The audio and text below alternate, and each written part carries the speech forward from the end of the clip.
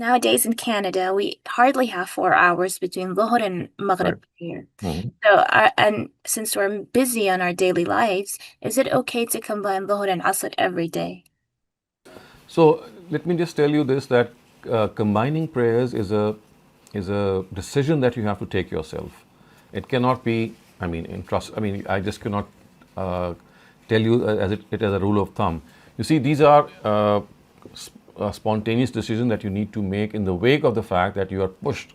You see, there is a independent permanent principle which says that God does not want to make things difficult for you. Exactly the one that we discussed earlier on, La yukallifullahu nafsan illa wusaha. Or in the case of ibadat, the Quran has said, Yuridullahu bikumul yusra, wala yuridu bikumul usra. God wants ease for you.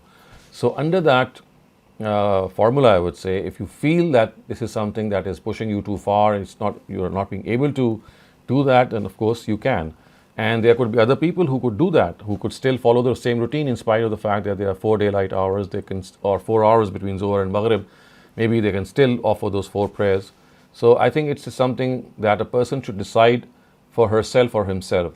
The bottom line is that in cases of extreme inapplicability of a directive, you can make a you can make a compromise. I would say you can. This is a concession that you can take for your own self. But as I said, the decision has to come from the person himself, keeping in view the fact that, well, things have become so difficult at this time that I just cannot. It's difficult for me to follow.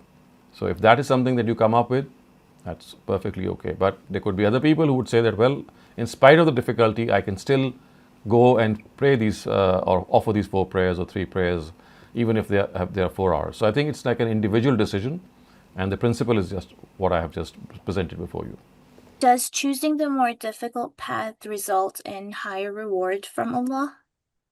It depends on the circumstances. I mean, it's not always the case. I mean, you see, for example, if you're trying to maybe set an example before people who are very slack, that could be more rewarding. But on the other hand, if you're trying to set an example before children or the next generation, so that for them it becomes easier to follow religion, it could be the other way around. So this is something situational. Earning more reward or less reward for the same thing done in different circumstances is always situational. And at times you would prefer something, and at times you would not.